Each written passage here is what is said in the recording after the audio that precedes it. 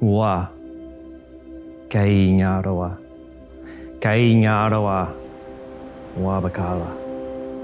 Kei ngā roa, wanakalawa. When we walk country, we listen to country. We hear country speak. We hear country tell us where we can go and where we can't go. The sounds of the wind makes up our words. Our words allow us to have song.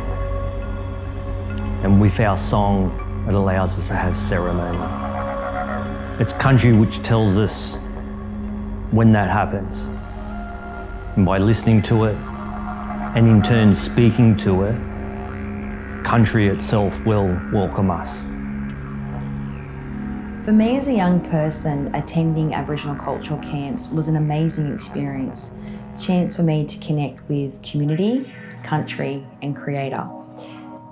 It was an amazing opportunity to learn cultural practices by people that specialised in those areas. And even though I come from a family with strong cultural knowledge, not everybody had all of those knowledges that I experienced being a part of a wider community. At Speaking in Colour, we know the impact that this can have on a young person's life. In 2 and 3 years' time, your world's going to look so different. And what you kind of think about that you're going to do over the next couple of years will really impact on that. Barbican, the humpback whale, is our ocean creator. Inland, when we come to here, we have the wedge-tailed eagle. It flies above us all.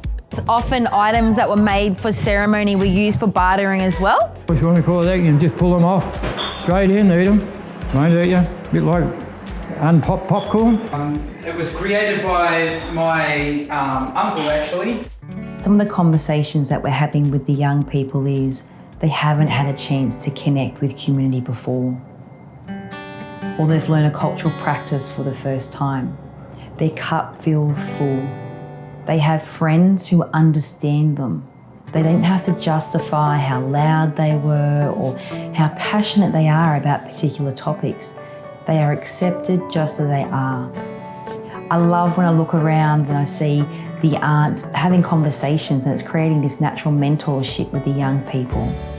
I see the older men talking to the younger men about ways of the world and artefacts or stories or practices. And you see these relationships forming, which is just so invaluable. And you see little people's hearts and their spirits just thrive. I learned more about my culture and learning all the stories from other places and everything. Getting to meet new people from all different places, different schools all over. And yeah, just being around people that, I know now and that I enjoyed being around and everything. I experienced friendship, leadership, just cultural connection and made some friends. I wanted an opportunity to bring my students along because I believe that in the senior years they don't always get the chance to be culturally immersed, and that this would be a good chance for them to do so. The reason why I wanted to come to this cultural camp is because I wanted to learn more about Aboriginal and Torres Strait Islander cultures and dances and just meet new people in general. Probably learning the dances down on the grass. Yeah, probably when we went out walking and learned about that whale and how the songs change each year. The Torres Strait dances, that was really good. I really enjoyed it. It was learned about the stories there and the climate change and how it changed over time and how they've adapted. Learned about all the different islands and different laws and customs. Yes, I would love to come back again. Yeah, hopefully I'll get to bring some kids back next year. I would love to come back next year as well. Yes, I would like to come again to learn all these things.